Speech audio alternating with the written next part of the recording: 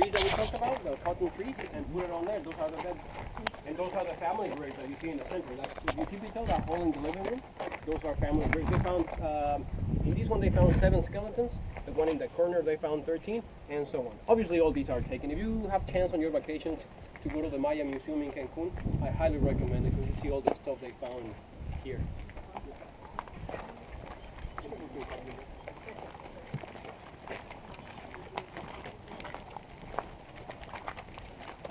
You see simpler, more simple square architectural style.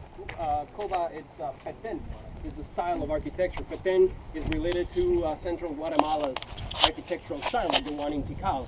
Here in Tulum is called East Coast, which is just small rooms, flat roofs.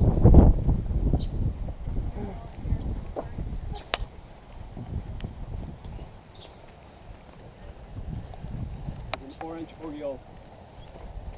No, Altamira Oreo, like in Thailand. Yucatan is a great place for bird watching. Oh, okay. Yeah. Especially during your winter, because a lot of the birds come. Yeah, they migrate down here, yeah. Behind those palm trees, we had what the main beach was. Now it's off limits because turtle will come to nest. So they built a fence around it, no more access. All those stories that we grew up hearing about the pirates of the Caribbean, all those took place in front of here. Oh. Before the 1500s, back in England, the word for shark was dogfish. I think they still use it in some places. Like so in English, it was called dogfish? In English. Oh, okay. So when the British pirate had contact with the Maya in Belize, they adopted their word for shark, which is shark, and that evolved, and that's why you guys say shark today. Wow. These are words are lent from one language to the other. That's also, amazing. cocoa comes from cacao. Yeah. Which is Yeah, I didn't know. That's amazing.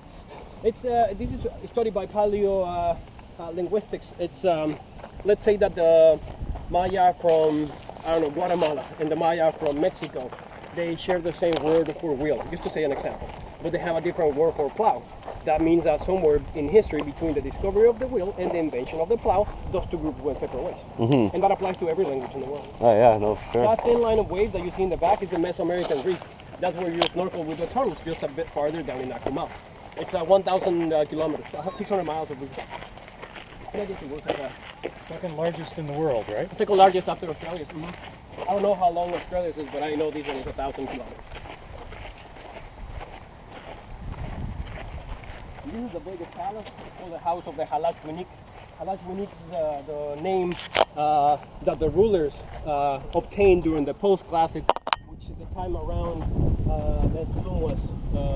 It's a time when Tulum was around. During this time, they were in the post-classic. The two superpowers, instead of Tikal and Calakmul, were Chichen Itza, home of the Itza, and Mayapan, home of the Kokom.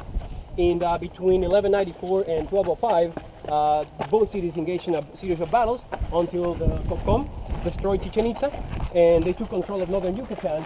And this is when Tulum got into its golden age, between the 1200s and the 1500s. Mm-hmm. When while in Europe you had the bubonic plague, the Dark Ages, around that time. Also around the same time as Mongolians then, eh? Uh-huh. Yeah. Uh-huh. Yep. Yeah. A lot of death, eh? Yeah, I know, yeah. As you can see by the stucco that is left on that building, the Maya managed to integrate sculpture into the architecture. And actually, by looking at that guy, he's over there, he's over there, he's on top of every single building. That's how we know he's Tulum, that building is this one. That's how we know that Tulum is Tulum's most important god. No, we just don't know who he is. There's no written evidence, so they call it the god of honey or the diving god. Also, they don't know what he's the god of. There's no written information. We know the most important deity, kind of like when you go to Thailand, there's Buddhas in a lot of the buildings. Yeah. You know? But there's nobody that knows who he is. All the names are hypothetical. Okay. Mm-hmm. This is the palace of the colors. These are the two of the biggest palaces. So probably the two wealthiest families lived in these.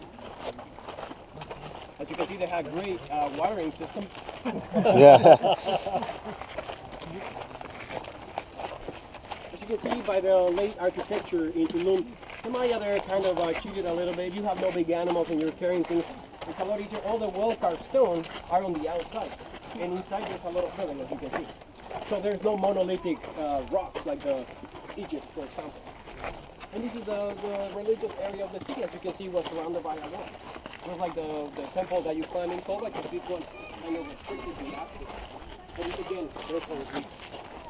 And in between the two columns, you can see that kind of that broken stone that's believed by the anthropologists that could have been used as a sacrificial stone for public executions.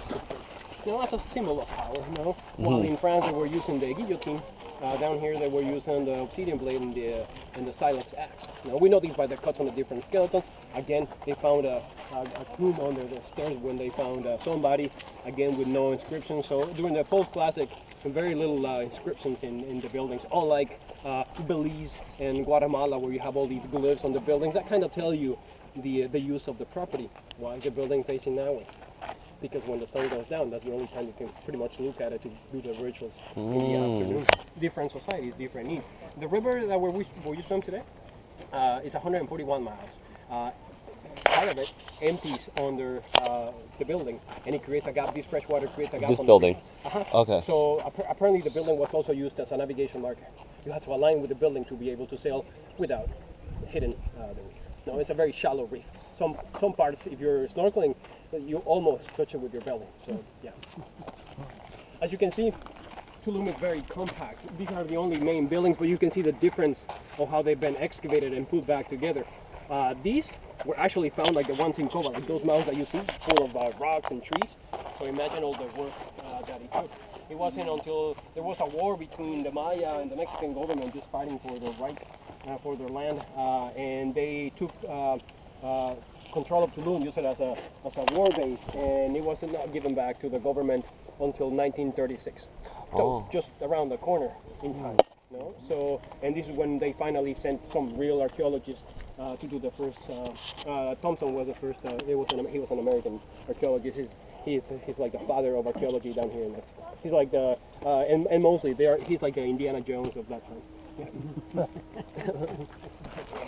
This is the temple of the frescoes. Now it's all the frescoes are gone, but well, they kind of look like this now. But as you can see, not much to see there. But apparently they used to look like this. But what's interesting about this one is that the frescoes are not Maya. They are Mixtec. The Mixtec lived in the mountains of Oaxaca.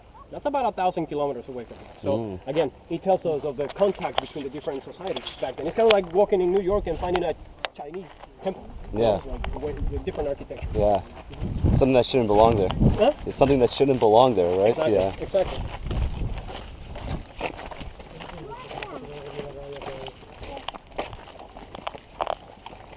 The Maya and the Aztec, they did have. They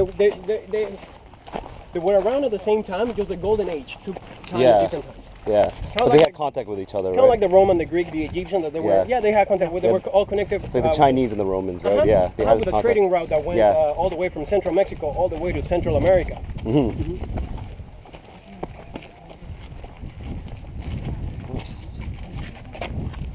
was another building right here, well, like a platform.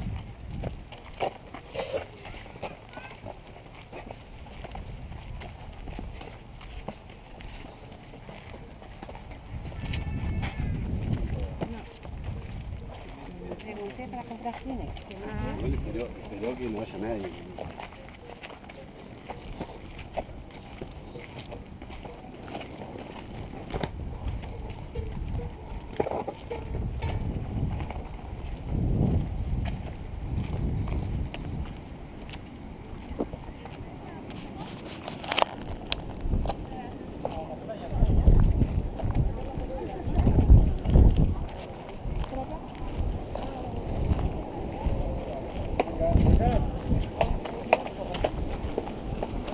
Oh, there's a beach down there.